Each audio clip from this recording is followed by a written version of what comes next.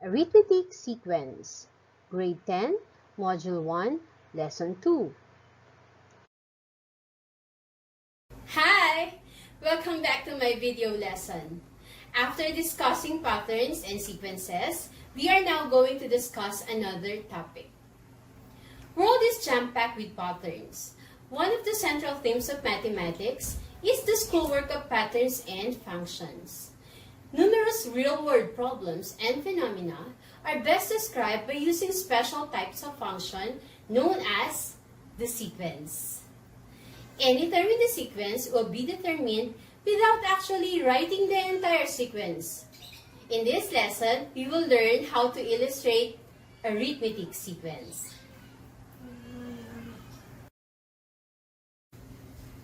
Here are a list of numbers: 4, 8, 12, and so on.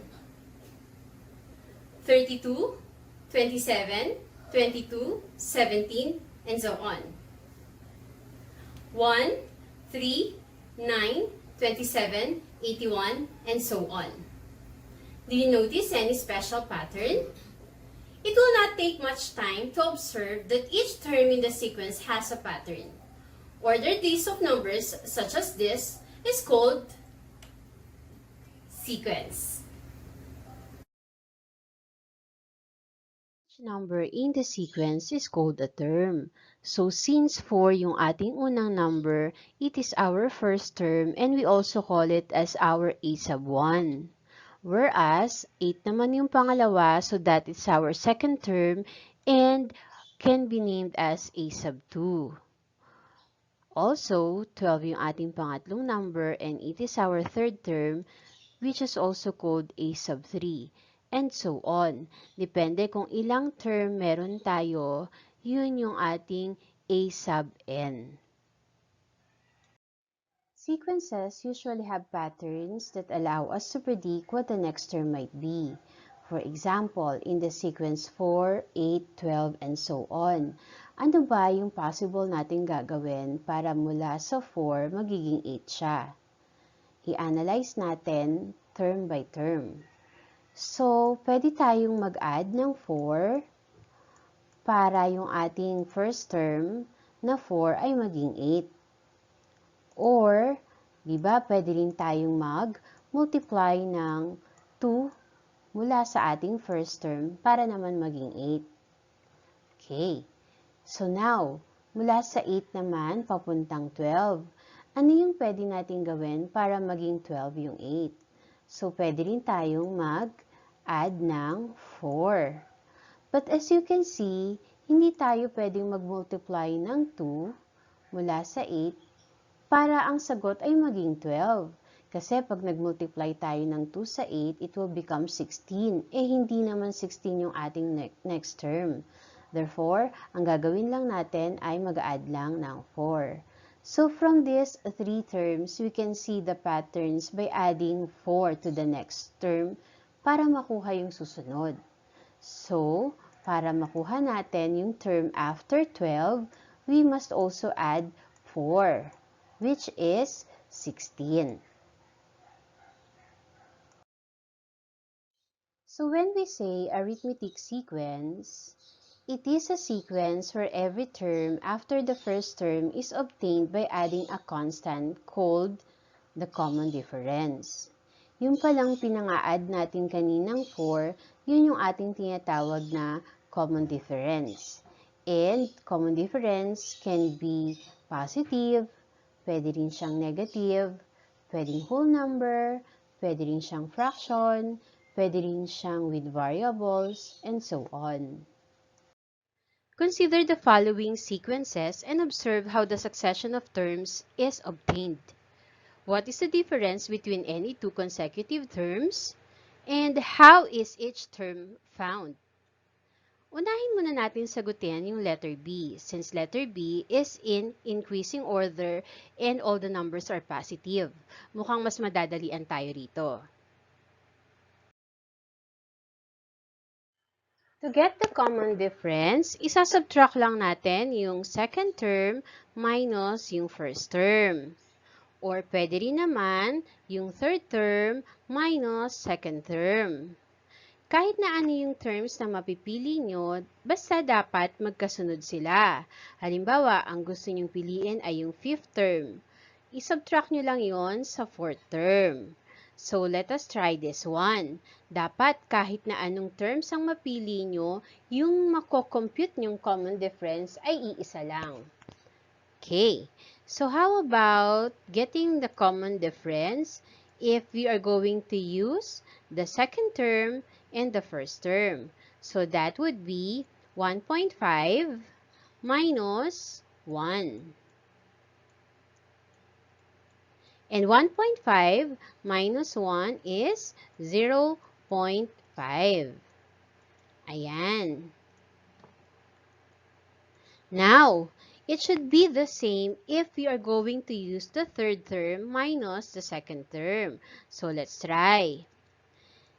Difference or common difference is equal to 2. 2 is our third term minus the second term. So, 2 minus 1.5.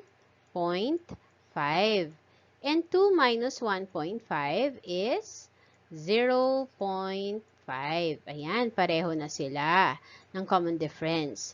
Ganon din, kung ang pipiliin natin ay fourth term minus third term, dapat ganun pa rin yung sagot. Or fifth term minus fourth term, ganun pa rin.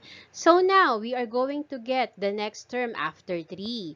So since alam na natin na ang common difference ay 0.5, so as you can see, 1 plus 0.5 is 1.5, plus 0.5 is 2, plus 0.5 is 2.5, plus 0.5 is 3. So, to get the next term, ganun pa rin, i-add natin yung 0.5 sa 3. So, that would be plus 0.5, which is equal to 3.5. So, yun ang ating next term. Now, isolve naman natin yung letter C. To get the common difference, subtract lang natin yung second term minus the first term. Or, inuulit ko, kahit na anong consecutive terms o magkasunod na terms ang pipiliin nyo, basta dapat pareho rin tayo ng makukuhang common difference. So, let us try this one. Halimbawa, yung second term and first term ang ating pipiliin. So, that would be 45, which is the second term, minus 55, which is our first term. And 45 minus 55 is negative 10. So, since ang ating common difference is negative, you will observe na yung ating sequence is decreasing. Ibig sabihin, mas lumiliit siya. So, mas madali natin sasabihin na since ang difference natin ay negative, instead na magdagdag tayo ng 10, ay nagbabawas tayo ng 10. So, that would be after 25, mag-subtract tayo ng 10 or mag-add tayo ng negative 10. So, plus, ang idadagdag natin ay negative 10, which is 15. Okay? So, ulitin ko ha. That would be 25 minus 10 is 15. Bakit nga ulit minus? Kasi yung ating common difference ay negative. Now, let us answer example A. Now, kunin naman natin yung common difference using the a sub 2 or the second term minus the first term. So, D or the common difference is equal to the second term, which is negative 6, minus the first term, which is negative 3. So, D equals negative 6. By simplifying, since we have negative and negative, we have to multiply them. And negative times negative 3 is positive 3. And combining terms, negative 6 plus 3 is equal to negative 3. So, our common difference is negative 3. Now, let us try if we are going to use the third term minus the second term. So, D equals the third term, which is negative 9, minus the second term, which is negative 6. So, D equals negative 9 plus, bakit nga plus? Kasi we have negative times negative 6. So, plus 6 equals, common difference equals negative 6 plus 9 is negative 3. Siyempre, dapat pareho tayong makukuha ng common difference kahit alin pa yung terms na mapipili natin.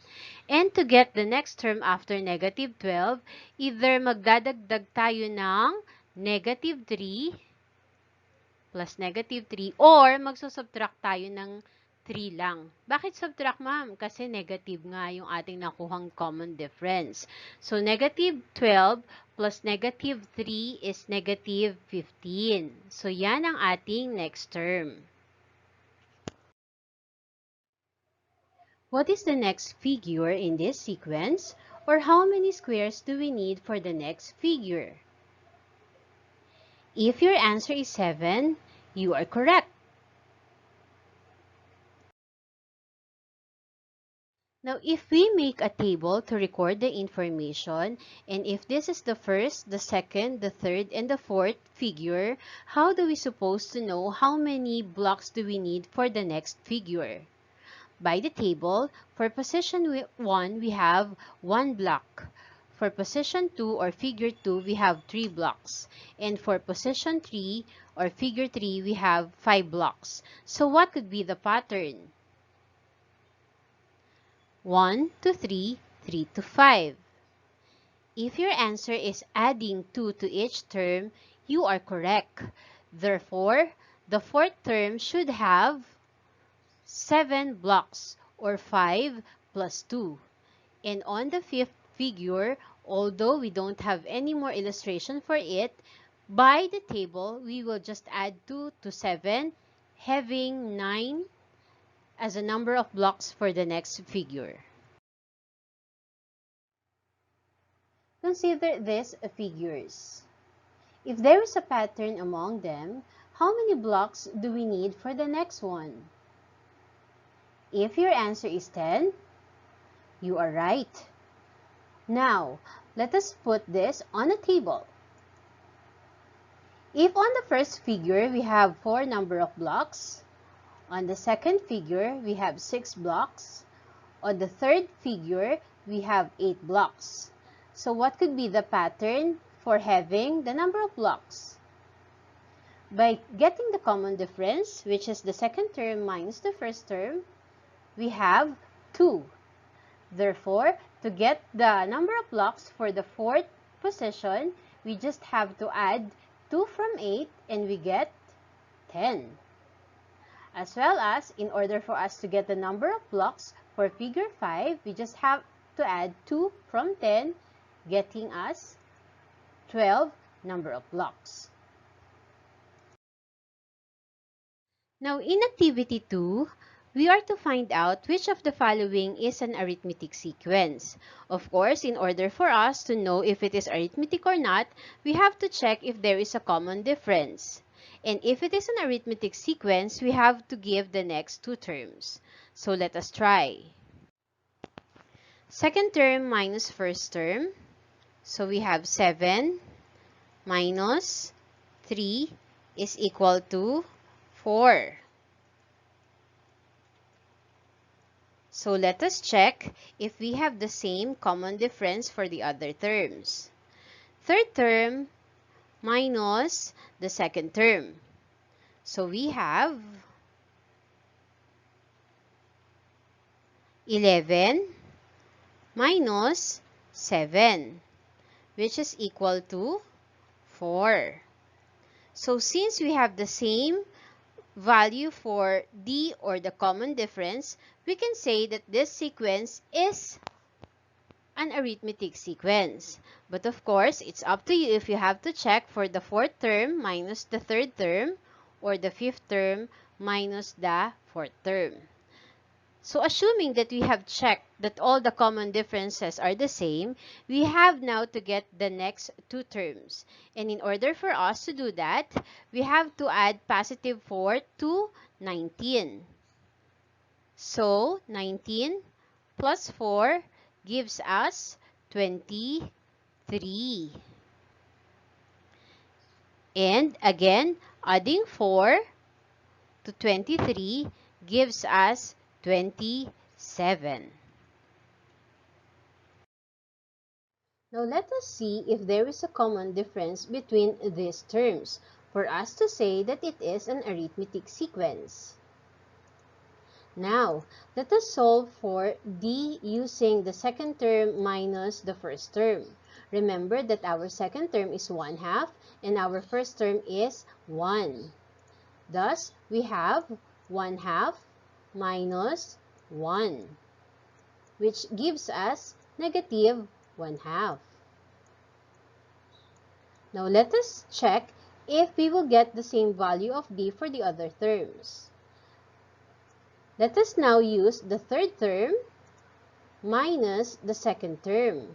Therefore, we have 0 minus 1/2. And 0 minus 1/2 is negative 1/2. So see, they have the same value of d, which is negative 1/2. Now, you still have to check the other terms if you will get the same value of d for us to say that it is an arithmetic sequence, assuming that we have the same common difference. Therefore, we can now check for the next term. We just have to add negative 1/2 from negative 1/2. Therefore, we have negative 1. And also, negative 1 plus negative 1/2, or negative 1 minus 1/2 gives us negative 3 over 2. Now, let us solve if there is a common difference between these given terms. So, solving for d from a sub 2 minus a sub 1, we have x, which is our second term, minus 3x, which is our first term. And x minus 3x equals negative 2x. Now, let us see if this is the same for the other terms. Let us now use the third term minus the second term. Therefore, we have d equals, the third term is x over 3 and the second term is x. So, d equals x over 3 minus x. And getting the least common denominator, we have all over d with the numerator of x minus 3x. And solving for d, we have x minus 3x equals negative 2x over 3. So as you can see, we have different value of d here. So since they are different, there's no use of getting the next two terms since the direction is to get the next two terms if it is only an arithmetic sequence. Now, in Activity 3, we are just asked to find what is omitted to fill out these blanks. So, we can get that by getting the common difference either by solving for it or by just simply inspecting it. So, in here, from 3 to 12 and 12 to 21, we can say that the common difference is 9. Therefore, we just have to add 9 from 21, giving us 30. And also, adding 9 from 30 gives us 39. And again, adding 9 from 39 gives us 48. Now, in here, since this is given that it is an arithmetic sequence, therefore, we just need to get the common difference. And the common difference is 7. Remember, 12 minus 5 is 7. Therefore, to fill out this blank, we just need to add 7 from 12, giving us 19. And also, adding 7 from 26 gives us 33. In here, we can get the common difference by using the sixth term minus the fifth term. Therefore, we have negative 17 minus negative 11, which gives us negative 6. Therefore, if our common difference is negative 6, we have to subtract 6 from 13, giving us 7. And 7 minus 6 gives us 1. And 1 minus 6 gives us negative 5. And upon checking, negative 5 minus 6 is negative 11, as well as negative 11 minus 6 is negative 17. Now let us try to solve this problem.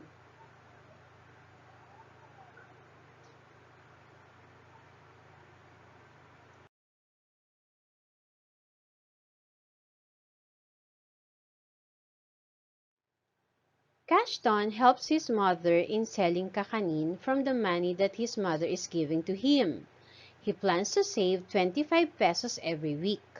For the next 7 weeks, the number of pesos he will have are the following sequence: 25, 50, 75, 100, 125, 150, 175, and so on.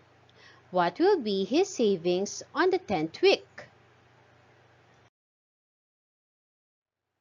Now, by making a table from the first week to 10th week of saving money, and by starting with 25 pesos and adding 25 pesos on each week, we can say that on the 8th week, we just have to add another 25 pesos from 175, giving us 200 pesos. And again, adding 25 pesos, we have 225. Once again, we add another 25 pesos. On the 10th week, we have 250.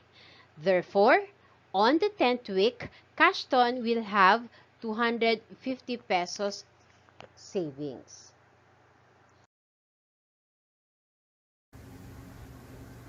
Thank you once again for watching my video lesson. I hope you have learned something from me. Don't forget to like and subscribe to my YouTube channel. See you again in our next lesson. Bye!